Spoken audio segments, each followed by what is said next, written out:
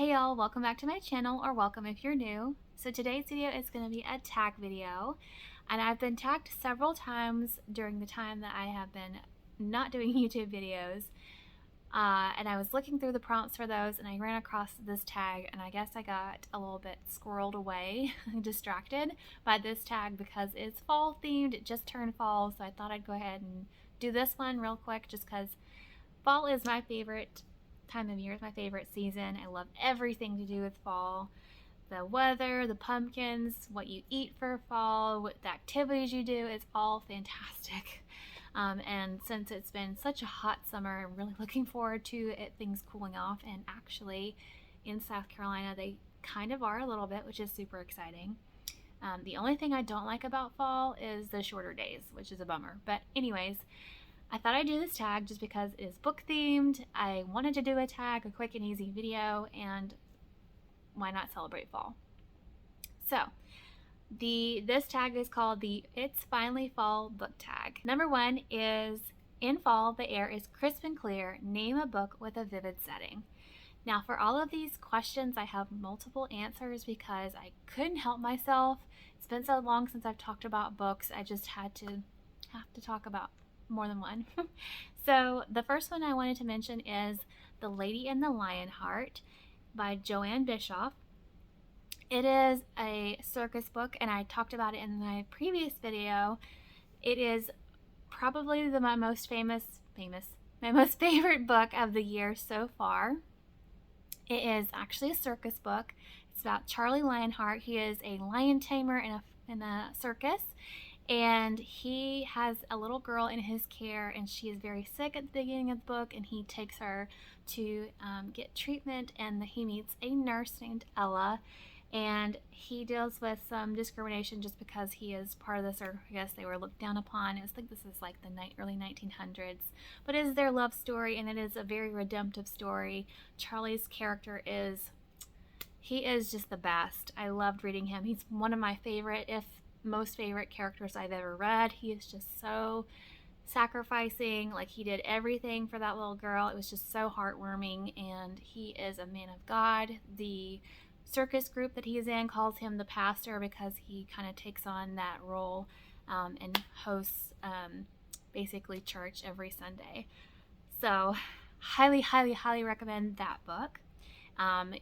As far as like the setting, you can really feel the vibes of the circus setting. Like, there's talks about eating popcorn. One of the circus scenes where he is working with the lions is mentioned. So it's just very atmospheric. And I think I mentioned before, I don't really care for circus books, but this one is an exception. The second one I wanted to mention is A Bound Heart by Laura France.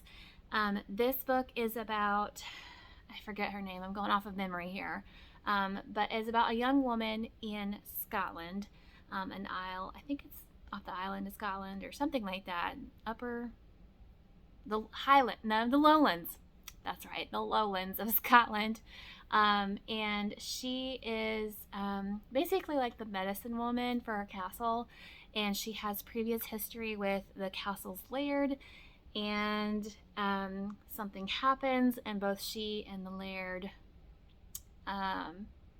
get blamed for something, and they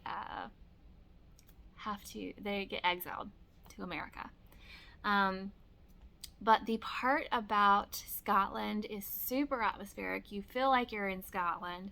Very well described. This takes place in the 1700s, and you could really feel that time period. It's just, you feel like you're there. It wasn't my absolute favorite book because of the romance is a little bit to me, but the atmosphere, if you like Scotland and romance, I would give it a try. The third book I'll mention for this section is A Dance of Silver and Shadow by Melanie Sellier. This is part of a long series. So there's the first part of the series is the Four Kingdoms series, and I think there's 4 main books in that one. This book, A Dance of Silver and Shadow, is the first book in the second set of the series Beyond the Four Kingdoms, and then there's another one after that. So it is recommended that you start from the very beginning, but you could probably get away with it. I didn't realize it was part of a longer series until later, but anyways, it is a retelling of the 12 Dancing Princesses, and this particular princess, her name is Lily. Yeah, this one's about Lily. She has a twin sister named Sophie, and they get roped into this magical competition because the law of the land is that if there's any eligible princess in the area when this tourney, this magical competition, is called by a ruler who needs a bride, every princess must participate or bad magic will happen. So they have to participate, and the description of the tourney, like what they go through, like the competition, they kind of go to another world almost. Like the magic creates a arena, if you will, a setting for these competitions to occur, and that is the part that is especially atmospheric and very vivid setting. Like it almost feels like, kind of gave me Alice in Wonderland or even Narnia type feelings, like that other world aspect of it, which was very interesting to read and one of my favorite parts of the book. Question 2. Nature is beautiful but also dying. A book that is beautifully written but also deals with a heavy topic like loss or grief. And I don't really do highly emotional books. I just they're not what I gravitate towards. But I immediately thought of The Words We Lost by Nicole Deese, and I read this one pretty recently. It's a new release. Nicole Deese is a wonderful author. She is one of the few authors that I had rated highly for contemporary romance, contemporary fiction, because those are usually not my thing, but I decided to give this book a try, and it was excellent. I think I give it 4 stars, but it is about Cece. She is an author, and she passed away, and her best friend is mourning her loss for about a year at the time that the book takes place. And so it is about her journey working through that grief. And Cece kind of helps her do this in a way because she leaves her and her ex-boyfriend something. Cece leaves them something that they have to work together to accomplish. So you can imagine what happens there. But the topic of grief is a very essential aspect of the book. I think Iris is her, Ingrid or Iris, I forget. She has a condition where she kind of almost has like a traumatic response to reading fiction. She's an editor, and since Cece was a writer, she can't read fiction anymore because she has such a strong reaction to Cece's death. And it is a very hard-hitting book, but it is also very well written, very well done. Highly recommend.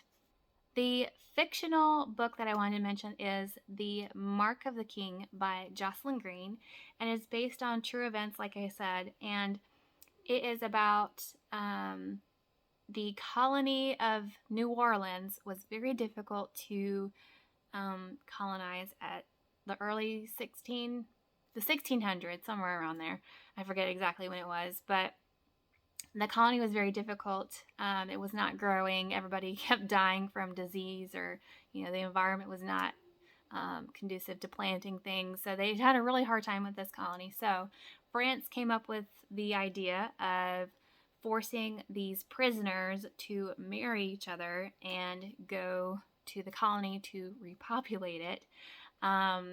So it's about that, and the specific girl, her journey. She was falsely accused of something, and so she is part of this group that has to get married. So she marries this guy, and it's her story in the colony, and it's a love story too, kind of a love triangle in there. But yeah, it's so good. It's so emotional. But I learned about that this actually happened, that France did this horrible thing. And at the end of the book, there is like an author's note kind of explaining her research behind it. So it's very interesting. So number 4, To keep warm, it's good to spend time with those who we love, a fictional family, household, or friend group you'd like to be a part of. So I thought of a couple different answers for this one too. The first one would be The Family in Last Light by Terry Blackstock. This is kind of an apocalyptic novel, sort of. It's not the real end of the world, but basically everybody, the whole world, loses power.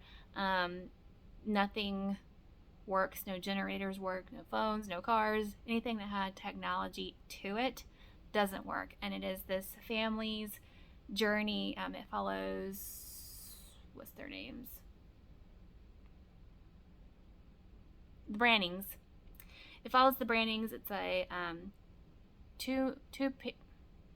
parent set, mom and a dad and 5 kids, and it is their journey to discover how to survive and then how to help others survive, and kind of how they can still be Christians during this difficult time. So we would love to be part of the Brannings, just because their faith and their reliance on each other is very, very strong. Good family unit to be a part of. I also thought about Pride and Prejudice, like the 4 sisters, specifically Jane and Elizabeth. They have such a strong bond. I don't have a sister, but I would love to have had a sister to grow up with and kind of share my thoughts and feelings and share life with growing up. So I have a brother, but I don't have a sister. But I just really loved their sister relationship. Number 5, colorful leaves are piling on the ground, a pile of fall-colored spines. So, ta-da! They're all like browns and reds and oranges. I have not read the majority of these, but Women of the Word by Jen Wilkin. The study of the Bible with both our hearts and minds. I've been meaning to read this for forever. Still haven't gotten around to it, even though it's so tiny. Oops. Mama Bear Apologetics. Empowering your kids to challenge cultural lies. I have followed the podcast. It's really good. Hopefully the book will be good too. Dracula by Bram Stoker. Classic. May get to it this October. We'll see. Laurel's Dream by Pepper Basham. This is a love story set in Appalachia, and I'm hopefully going to get to it pretty soon because look at it, just screams fall. Tessa Afshar, Daughter of Rome. I have never read a Tessa Afshar book yet, but it's so pretty. I think this one is Priscilla and Aquila. I can't say his name. Aquila? Y'all know what I mean. Can't talk. It is a biblical fiction book about them. To Steal a Heart by Jen Toronto. I actually won this in a giveaway last year. Still haven't gotten to it. I don't even really know what it's about, so I'll read the back real quick. After spending her childhood as a street thief, Gabriella thought she'd put her past behind her until a fellow resident at her boarding house is unjustly accused of theft. Using her old skills to prove her friend's innocence, Gabriella unexpectedly encounters Nicholas Quinn, the man she once considered her best friend until he abandoned her. I'll stop there. There's more, but there's that one. Last but not least, The Beautiful Pretender by Melanie Dickerson. I have read this one. It is a Christian fiction, loose retelling of Beauty and the Beast with elements of Cinderella in it. And if you want to know more about it, I have my Goodreads below, and it is mentioned in my last video too. Number 6, It's the Perfect Time for Storytelling by the Fireside, a book where someone is telling a story. So I'll mention Christie by Catherine Marshall. This book is a Christian fiction classic. It is actually the inspiration for the Christie Award, if you've heard of that. But it is about a young woman. I think she's like 20 or something. She volunteers to go to an area in backwoods Tennessee to become a teacher, and it is her journey of kind of finding herself, finding her faith, relying on the Lord to give her strength to figure out how to earn these people's trust, because they are so isolated from the rest of the world. They don't like outsiders. They have different ways of doing things, and so it's very hard for an outsider to earn their trust and kind of work their way into the community. But it is that, as well as kind of a love triangle going on there. And yeah, so there's that one. Oh, the reason why it is someone telling a story, it is, you can tell it's Christy as an older woman telling her past. So that's why it belongs in this category. Waves of Mercy by Lynn Austen. I love this book. It was my favorite book, along with the next book in the duology, Legacy of Mercy. It was my favorite books last year. You have to read both of them. It's a continuation of the story. Love, love, love. Cannot say enough about those two books.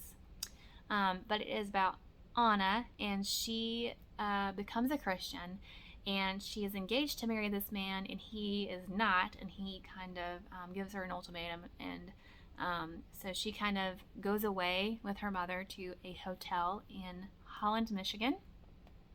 And so she's struggling with her faith and kind of, what do I do? My fiance kind of gave me an ultimatum, like, what am I going to do? So she meets this guy who works for the hotel, and he kind of helps her work through all of that. And then there is also a second storyline about, I can never say her name right, it's Dutch, Geisha, I think it's Geisha, I can't remember, but the audiobooks for these are absolutely excellent. She says, the narrator says, the Dutch very well, way better than I ever can, so highly recommend. It's very good audiobooks.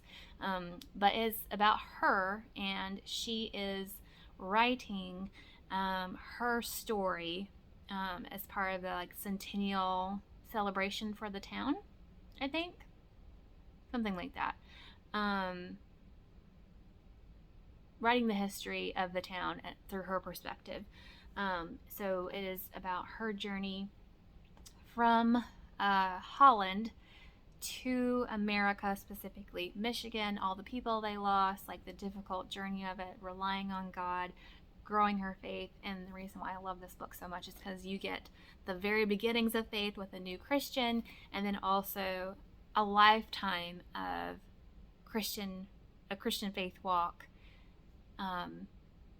really embodied by this woman who's such a strong, who's so strong in her faith, and is really a mentor to really the whole town. So yeah, love. Number 7, Nights Are Getting Darker, a dark, creepy read. Now again, this is not something that I typically gravitate towards, is dark, creepy reads. However, I do have plans this fall to read Jamie Doe Wright, Joanna Napolitano,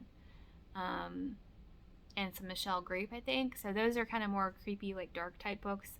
So hoping to get those. But the ones I have read so far, there is A Tale of Beauty and Beast, which is the sequel to the one I mentioned before, A Dance of Silver and Shadow. This one is, you can tell, a Beauty and the Beast retelling. It's kind of creepy because, the castle is under a curse, and things in the castle kind of move by themselves.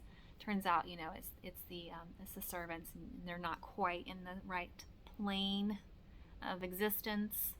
So she can't see them, but they're there, and it kind of just looks like things are moving. So it's kind of creepy. So I just thought I'd mention that one for that prompt. The other one, the darkest book I've read in a long time, is Bluebeard and the Outlaw. I haven't talked about this one yet, but I've read it pretty recently. It is a mashup of two fairy tales. So the Robin Hood fairy tale, it's a female Robin Hood, and Bluebeard, which I'd never heard of the Bluebeard fairy tale before. It's really dark. I don't know if it's part of Grimm's fairy tales or not, but it probably would deserve to be.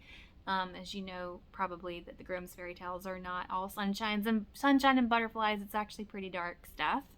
But the Bluebeard fairy tale is about this woman marries this man, and he goes away and he tells her not to open a locked door, and she does, and she finds the previous wives dead in there. So that that part, the Bluebeard, it's interesting to see how the author wove that fairy tale in with Robin Hood. So Robin has been basically being a nuisance to Sir Guy, and so as part of her last heist, her big heist, she knows that Sir Guy, who's called Bluebeard, because there's rumors about what has happened to his previous 3 wives. She decides to marry him so that she has easy access to the castle. And this character is probably the most reckless, confident characters I've ever read, which that's typical of Robin Hood. But it was interesting on how those two fairy tales came together to create a unique story. That's my child. But it's just interesting. It's dark. It doesn't get into super detail, but the Bluebeard part of it's pretty dark. Alright, so my baby started crying, so I had to go grab her, and she's in front of me in her bouncer, so she starts talking, and that's distracting. I'm sorry. I have to work with what I have. So, anyways, number 8. Days are getting shorter, a short, heartwarming read that could warm up somebody's day. And for me, that one would be Ella Enchanted. It is my favorite book of my childhood. It is a little worse for wear, but it is about Ella, and she has been gifted by a fairy godmother to always obey. And so this is more of a curse, and it is her journey to break that curse, and she falls in love with a prince, and it is basically a Cinderella reimagining. It is excellent. I love it. It is a palate cleanser, a nostalgic comfort read. If you haven't read it, it's super cute. Also, another middle grade option would be, I think this is middle grade technically. Yeah. The Magician's Nephew. It is the first book chronologically in the Chronicles of Narnia. It's the only one I've read before, so I can't speak to the other ones, but I imagine that would be the same answer as well. But this is basically the creation of Narnia as discovered by 2 little children, and it is very cute and just heartwarming to see their friendship and how Narnia was created. So it was 5 stars for me. Number 9, fall returns every year. Name an old favorite you'd like to return to soon. At the time I am filming this, I am rereading When the Day Comes by Gabriel Meyer. Excellent book. It has been everywhere, so I'd be very surprised if you haven't heard of it, but it's about Libby. She is living in 2 time periods at the same time. She was born in both periods of time and has grown up, and one is in 1774 and the other one is in 1914, and by her 21st birthday she has to choose which timeline she has to pick, and it is absolutely excellent. I read it a year ago. I don't tend to reread books very often unless they're like super short, like Ella Enchanted. So I don't usually reread them, but it is excellent. Like, I'm still thinking about, so there's a twist, and one of the reasons why I love it so much is that it kind of exemplifies redemption and how God's plan is the best plan, and God always has our best interests. It's for our good and His glory, so that kind of embodies all of that. So highly recommend if you haven't gone to it. The second book is out. The third book is coming out next year. Another one, two, that I want to get to. The Two Princesses of Bamar, or Bamare, however you say it. Also by Gail Carson Levine, the same author as Ella Enchanted. But this is another childhood favorite as well. It might be tied with Ella Enchanted, maybe. But it's about two sisters. One of them is fearless and, adventurous, and the other one is really shy and weak. She is the sister that kind of everybody forgets about, kind of, because her sister is such a strong character. But this strong sister ends up getting sick, so the other one has to find the inner strength to go on a journey to find the cure. And she has tremendous character growth throughout the book. It is also a love story too, so it is so good, and I really want to get to it pretty soon. I would also like to reread the Little House series. The first one is Little House in the Big Woods. I mean, what's not to love? Like, there's little drawings in there. Like, you learn a lot about that time period and the way people used to live. Like, excellent middle grade series. I can't remember how far I got. Like, I haven't read these in years. Like, I'm talking when I was a middle schooler. But I think it would be fun to reread these as an adult and actually finish the series. So I would also recommend these two. Number 10. Fall is the perfect time for cozy reading nights. Share your favorite cozy reading accessories. So, I'm kind of a read wherever and now whenever I can type of reader. I don't usually eat or drink anything unless, I happen to already be eating dinner or something.